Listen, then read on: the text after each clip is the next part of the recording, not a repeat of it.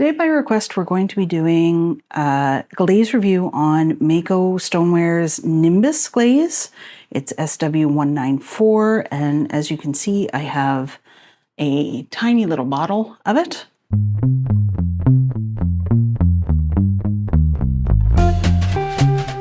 This came with a glaze test kit that I bought.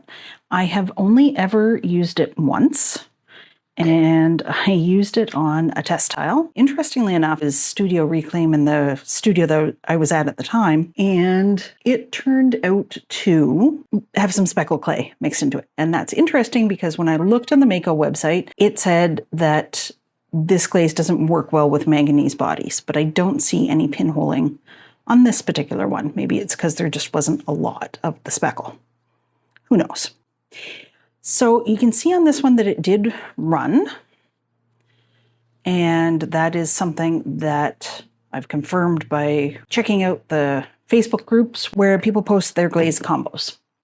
I'm going to take that into consideration when I do my tests, because there's no point in ruining perfectly good pots. Don't have any real discards to work with at the moment. So what I'm going to do when I test this on the outside of a piece, which would be one of these, I'm going to put a glaze that I actually made. It's a matte glaze with teal mason stain in it. This particular example isn't a great one because the mason stain wasn't completely dissolved, so I'm going to make sure that I mix it a little better this time. But I think these two could look quite pretty together. So we're going to give that a try. And this, because it is a very stable glaze, I'm hoping will stop the running. I've used Celadons this way in the past, so hopefully this matte glaze will work the same way. I don't know. We'll put a cookie underneath it just in case. So what I'm going to do today, I think I will do the matte glaze and Nimbus on this cup. And I'm going to no, I'm not. I was going to say I'm just going to do Nimbus on this one, but that would be a bad idea.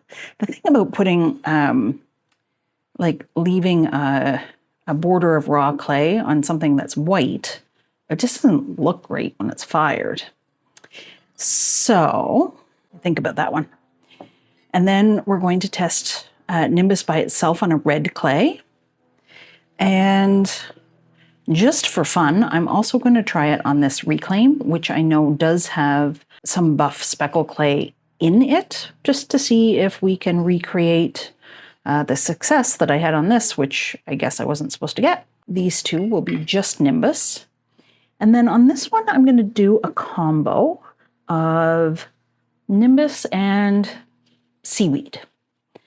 I haven't found this particular combo anywhere online, but Seaweed is a really neat glaze to layer with other glazes. It does some really interesting things, so I think it's worth giving a try.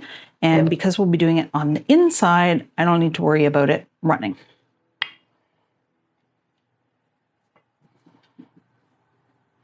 While I'm doing that, I'm going to think about what to do with this one, because this is a really nice little vase. I don't want to ruin it. I don't know, maybe we'll do this combo again, just to see if we can recreate our results. But first things first, I need Nimbus on all of these. Snowball, would you agree with that?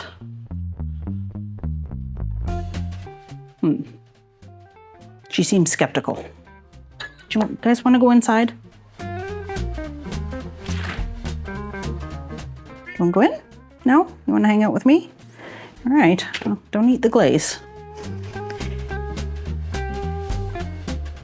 So, see if the cat likes this. I don't think you're going to like this.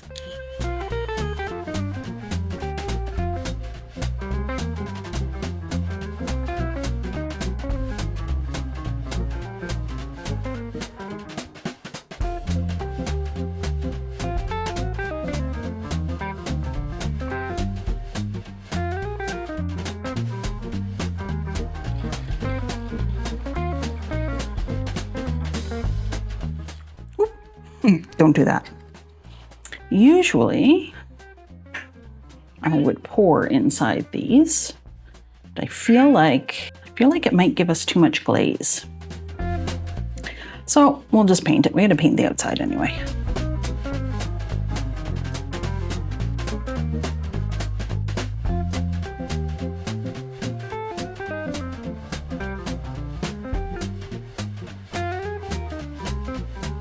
I have to brush the glaze that I mixed myself, even though it is formulated to be a dipping glaze, because I just don't have enough of it. The question is, do I do a straight line? I don't think so. That seems very boring. Do I do kind of a diagonal line? Do I do a wavy line? Maybe a wavy line, because we think it's going to run, don't we, Snowball?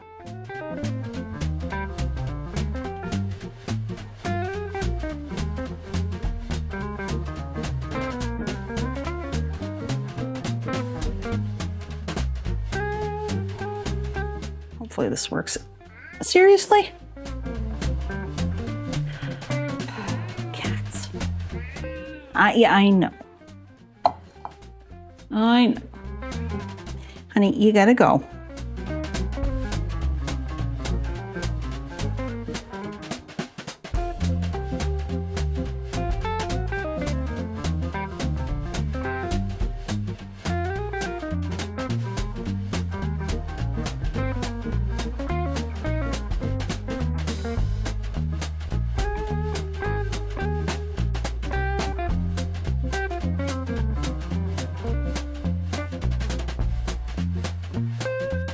Inside of this one, I'm going to do Spectrum Pearl White, just because it's a nice white that gives you a little bit of variation, but it's pretty basic, and it's not super expensive, which I appreciate in a test glaze. Need a brush. We will just pour this.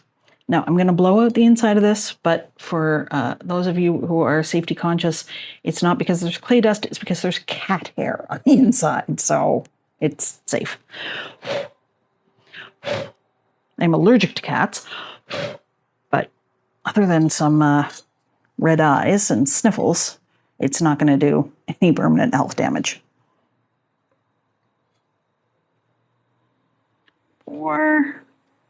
This worked much better than some of the other times I've done this. The vase clearly is the right shape for this roll and pour scenario.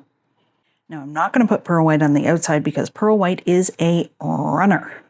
So we're not going to mix a runner with another runner. That's going to end very badly for the pot and the kiln shelves and the cookie.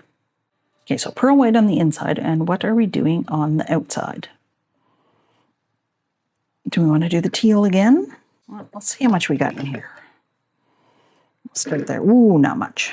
Okay, so that's just going on one of them, which would be the cup, because we've already decided that is where this little milk frother really shines. So I've got a small amount of glaze there, and it needs some solid mixing. Now, usually what you would do to break up the stain and make sure that it doesn't clump like it did in my test bowl there is strain it. But I did strain this, and I strained it through a 90 mesh sieve. So there's really no more straining I can do. It's strained it a few times. So I'm just hoping that with time, it's been a couple of weeks since I mixed this, I think. It's the 19th of August.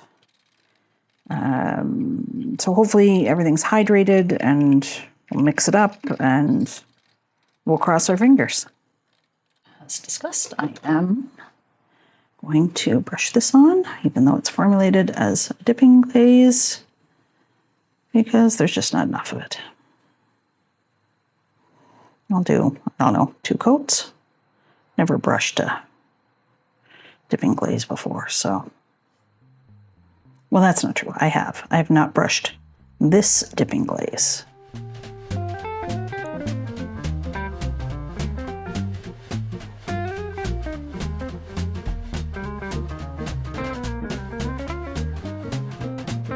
Well, you know what? There is enough in there. I think we can do This one too.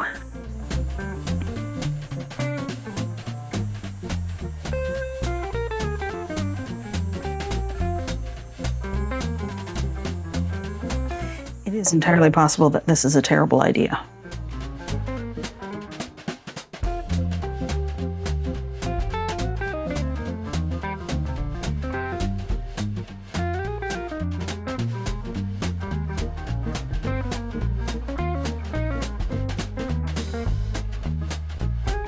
So that's 3 coats of the matte turquoise, my own glaze there, and did I do here 3 coats? Yes, 3 coats. Badly along the bottom. It's gonna drive me crazy. So you can still a little bit of that glaze left. And if you are mixing your own glazes, Bix pickle jars? No, this is relish. Yeah, this is a relish jar. Really good size. Have I done 2 coats on everything? I think I have. Or was it just 1 coat? Well, crap.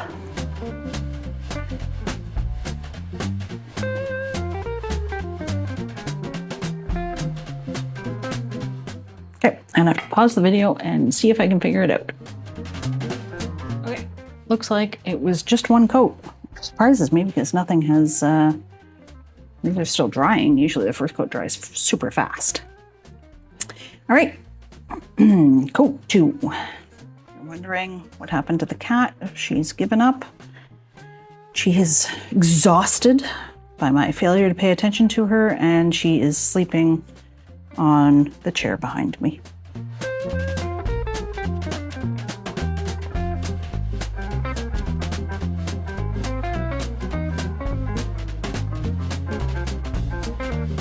I think, if I can remember to, I'm going to do the 3rd coat of this not all the way down to the bottom, just because that should help with any running. Just a little lighter application towards the bottom means less mineral to run down the pot.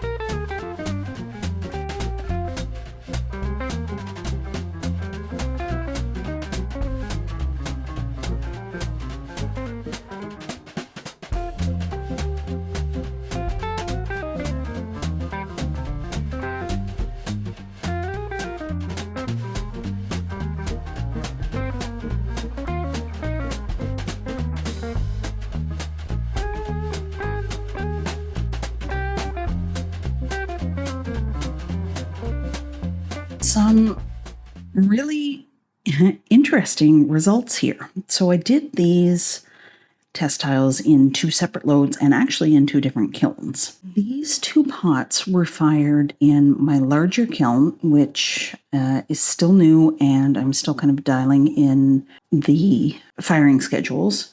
So it overfired a little bit. Call that a cone 6.5 maybe. And these 2 are the 2 colored clays. This is Reclaim, which would have some buff speckle in it for sure. And you can kind of see that there's some bloating there because it did overfire. It really, that buff speckle really does not like to be overfired. On the inside, it's nice. It's quite a muted color, more of a gray than a blue.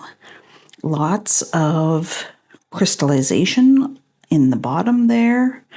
Kind of a rough texture to it, but again, that could be the clay underneath impacting that.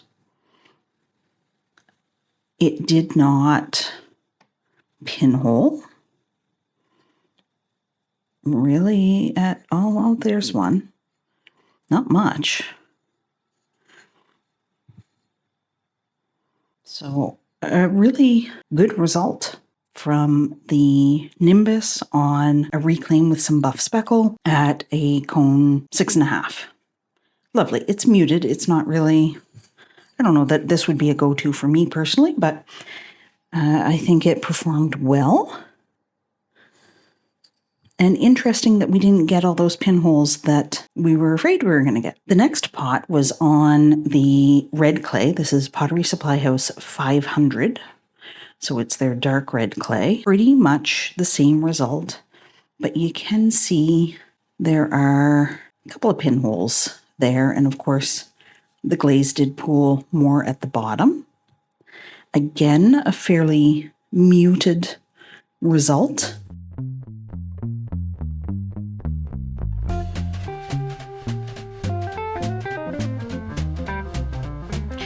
The next pots were fired in my test kiln.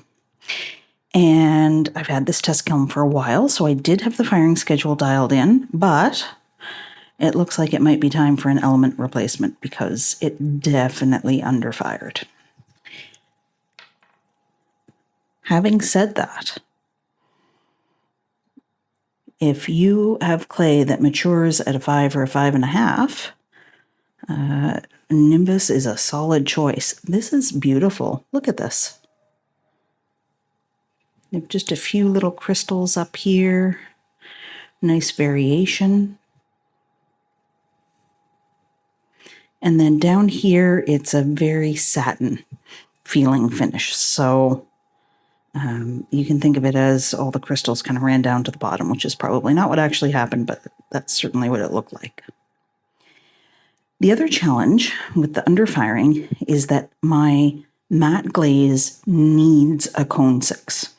It is rough and really quite unpleasant at anything less than that. So this one, it's tempting fate, but I will probably put it in with a nice big giant cookie with lots of kiln wash and see if I can get it fired to cone 6 or higher. So this is what that glaze looks like. You can see the difference in the texture there. Now, this is a vase, so I mean, this doesn't need to be dishwasher safe, doesn't need to be food safe. It's really very unpleasant.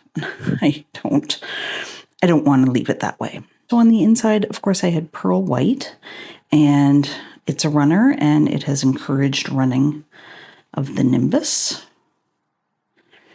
which is nice. It's a lovely effect. It did make it a little thin visually at the top, but it's nice and smooth. It's not one of those occasions where you can feel the texture of the clay underneath. It just looks kind of translucent. And a few crystals on the rim, not a whole lot. But in general, using Nimbus with something that you know is going to stop it at a cone 5 or 5.5, I feel like this is a beautiful glaze. This cup, if you remember, we did the same thing, except that on the inside, we brushed the Nimbus. And it's really pretty on the sides of the cup, very similar to the outside of this. But in the middle of the bottom here, even though I did less coats on the bottom, because it's such a runny glaze, a ton of it ran down there, and it's quite matte down there, so I don't know that this would be something that would be good for actually using as a cup, which is too bad because it's very pretty. However, there is another problem with it, which is that I was impatient and I put it on a cookie, but I didn't kiln wash the cookie. And now I think it might be stuck forever. So I'm going to take a little hammer to that and see if I can get that off well enough to be sanded down. And again, this satin matte glaze under fired is quite rough. But interestingly, on this, it wasn't enough to stop the Nimbus. On this, it was because of the shape, because it flares out down here at the bottom, kind of helped gravity, whereas this one is the exact opposite. So just be careful with Nimbus. It's the moral of the story, I think.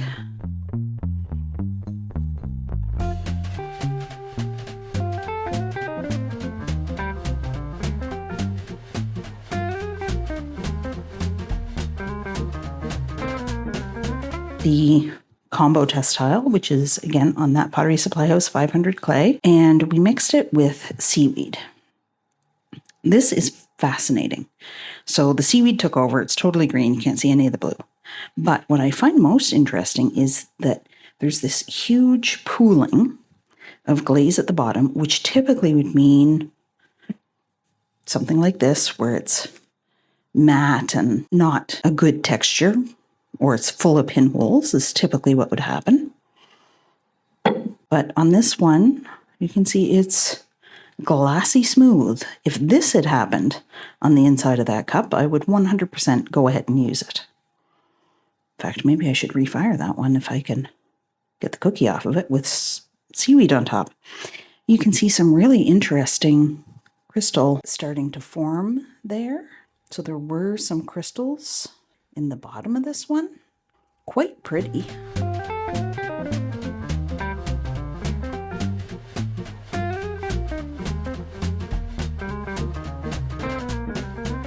If I had to put a name to it, I think I would say that the Nimbus just added a few crystals to seaweed, and seaweed is still doing its thing and looking like seaweed.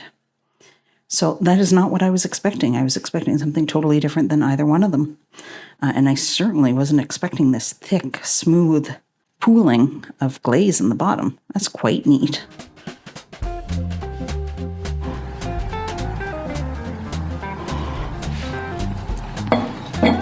So, there you have it. Nimbus on white clay fired to, say, a cone 5.5. And Nimbus on colored clay fired to about a cone 6.5. And Nimbus in combination with seaweed on a red clay.